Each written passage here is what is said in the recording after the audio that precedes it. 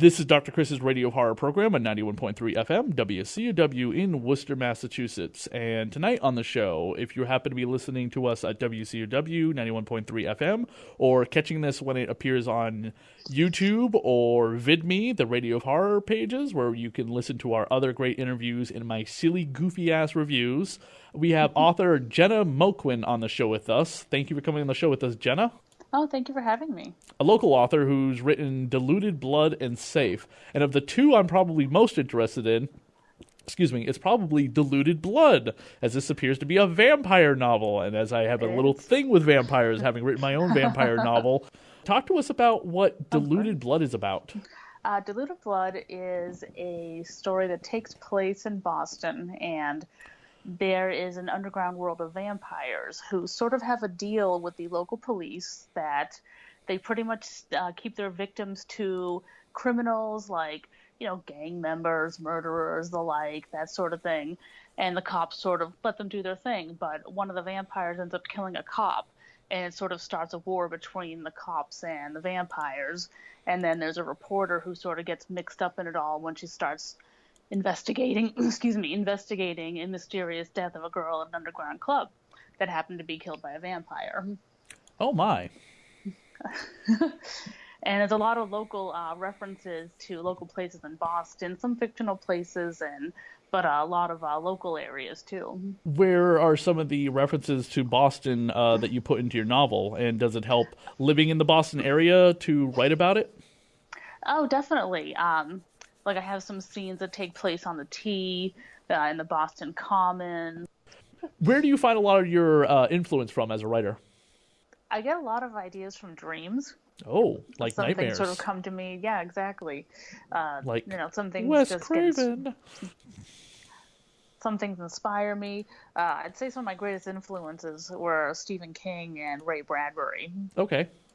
Stephen King, any story in particular by his, or any book? Let me see. It's hard to. I read almost all of his stuff. Some of my favorites were The Long Walk, which he actually wrote under Richard Bachman. I'm a big fan of The Stand. I think I've read that one a couple of times. Did you ever read the graphic novel by Marvel Comics? No, I haven't. Marvel Comics adapted The Stand into a 6-volume, 6 volumes, which were basically like 6-issue miniseries apiece. So a culmination of like 6 times 6 issues. But it reads just like the book, less than the movie. So it's really well put together. Oh, great. And a lot of people seem to like the Dark Tower series, and I couldn't really get into it. I read The Gunslinger, and I was just like, it wasn't my thing, so I didn't continue it. And that's being made into a movie coming out. Oh, yeah, I've heard. With Idris Elba as the Gunslinger. Oh, I can see that. That's interesting casting. And Matthew McConaughey is going to be the Dark Man. Oh, I can see that. The Man in Black, Randall Flagg. I mean, he's basically like the same character in a lot of Stephen King stories. Right, and he shows up in The Stand, too. Yeah, exactly. I mean, you can connect like the Gunslinger series storyline, the Dark Tower, and The Stand, and several like It, and they're all like connected in some way. I'd love to do that at some point if I ever end up getting the opportunity to write full-time like Stephen King does. And come up with worlds that are just interconnected like that. And I sometimes see that in certain stories, seem like, oh, you know what, I can see them being connected in another story. Diluted Blood, what kind of vampires are in this story?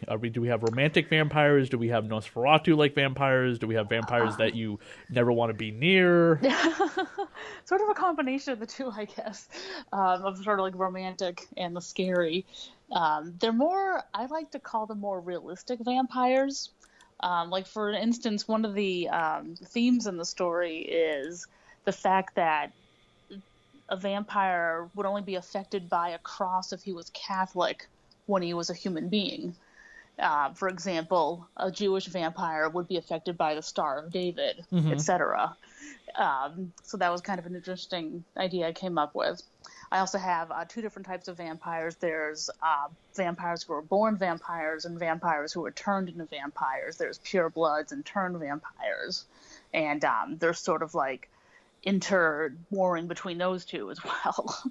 I tend to like not try and write vampires as being like the pretty boy kind of people Yeah. that we seem to like really hate. And we're obviously as Like the Twilight type vampires. yeah, you had to I say wasn't a that, fan huh? of. I sort of read it. And I was like, not for me. Yeah, isn't it fantastic that the fucking Twilight fanfiction continues next week with Darker Shades of Grey? Yippee-ki-yay, motherfucker. Jesus Christ. Yeah. It's funny. I had someone who read the Twilight books and didn't enjoy them and read mine and said that the writing was just so much better. And I was like, thank you for saying that. You should be like, can I put this on the back of my book for a quote? The writing is so much better than Twilight. You have to read Diluted Blood. Who's the main character in your Diluted Blood book? It's sort of an ensemble. Like, it's definitely more of like a frame story as opposed to being all told from one person's perspective. Okay. There's one vampire who's been around for hundreds of years, but he's sort of a disillusioned vampire. I guess he's sort of like a Hamlet type character where he loves, being a vampire, but at the same time he sees how awful the life is and how it's sort of very lonely being immortal all the time. That's got like a Highlander element into it too. Oh, neat. And yeah. And then there's a priest who this old vampire befriends, and he sort of like, confesses things to him, and he's like a confidant to the vampire. And then there's the reporter. She's, young, but she's getting involved in all of this. And then there's a cop who's trying to keep her out of it, but he's also sort of working with the vampires. So it's like an equal ensemble sort of cast. I don't know if I could really focus on one main character. If I had to, it would either be the priest or the 300-year-old vampire, Sebastian. And you also have a short story called Safe that came out in a collection of short stories? Yes. Safe is a collection of previously published short stories that I decided to reprint and some new stories that I had written over the years. Sort of like suspense and some speculative fiction, a little bit of sci-fi. What do you have coming out soon? I have a sequel to Diluted Blood called Diluted Bloodlines that my small fan base is sort of pressuring me to release. I'm also sort of working simultaneously on a couple of other different novels. One is my first bout with a novel told entirely from the first person's perspective. I found it a little tough writing it all, the entire thing, like this long of a story. Oh, from let me tell you. One person's perspective. It's tough. And you will have yourself your own kind of gothic horror story, which I like gothic horror stories, called Zilla. Nothing to do with Godzilla, but... No. So you're writing a gothic horror story. How do you write it as a gothic tale? What makes it gothic to you? Well, I always felt that like a gothic story would have to have certain elements. Like, it's not just a tragic love story. It's also, a tragic betrayal. It could also be from a different relationship. There's also sometimes a mystery that has something to do with like an underlying dark secret that's been kept for years and years, threatening to come out. And I think everyone just sort of has like their own different versions of gothic novels sometimes too. One of my favorite, gothic novelists was always Daphne du Maurier. What's that one about? I'm not familiar. Oh, Daphne du Maurier. She wrote Rebecca. That was probably her most famous one. Jamaica Inn. A lot of her stories were turned into Alfred Hitchcock movies. Like, she wrote the original short story The Birds. Oh, wow. Yeah. Okay, yeah, I did actually see a bunch of pictures of the birds on your Instagram page. Oh, that was a night. Yeah, I just saw a flock of birds flying. It was a little ominous. I was like, oh. Did you ever see the movie Hitchcock with Anthony Hopkins? No, I heard it was good though. Oh my God, it's so good. If you can find it on Amazon, it might be on Amazon Prime. Someone told me. If not, totally hang out. You got to see it. It's so good. It's a little pacey at times, but it is more of a drama than like a suspense film because it's based on like the real life of Alfred Hitchcock. And there's just like, I'm not gonna give away the ending, even though you kind of know what it is because it's the story of making of Psycho. There is this like final great shot or whatever. He's like, I don't know what my next picture is gonna be, and this bird just lands on his shoulder and he says, "Good evening." And then they cut to dun, dun, dun, dun, dun, dun, dun, dun, dun, boom, dun, dun, dun, dun, dun, dun, dun, dun.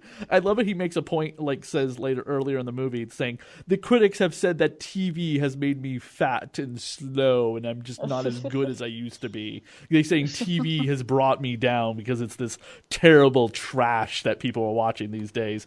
Never mind the fact that TV is one of the greatest things that we can absorb right now because storytelling has gotten so great with things like Stranger Things. I do like your little marketing picture on your Instagram of the way you have like your book set up with the blood with the red and everything. That's very, very clever and shows your talent as an artist in marketing. Oh, thank you. I have to admit, I kind of stole the idea. I saw a bunch of other authors doing things like that, and I said,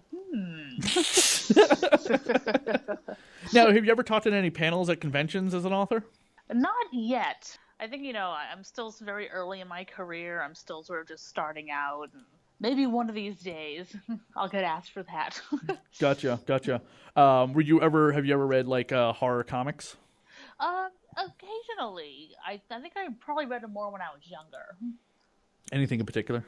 Probably just a lot of Dracula comics. Did you ever read? I was a big fan of those. Did you ever read Tomb of Dracula by Marv Wolfman and Gene Cullen from Marvel Comics? Sounds very familiar. It was like 70 issues. It was a horror book where Dracula was basically like the main character of his own comic, and it was about the vampire hunters who were trying to stop him. And this is the comic book. Oh. This is the comic book that Blade the Vampire Hunter came from. Oh, wow. Yeah. I'll have to check that out. Well, why don't you give out your information for where people can contact you and find you on social media? Oh, yep. Yeah, you could follow me on Instagram and Twitter at Jenna Moquin. I also have my website, jennamoquin.com. I have a blog on Goodreads. I'm a Goodreads author. I just did a giveaway for SAFE a few months back, and I'm thinking about doing another one in a few months. Cool.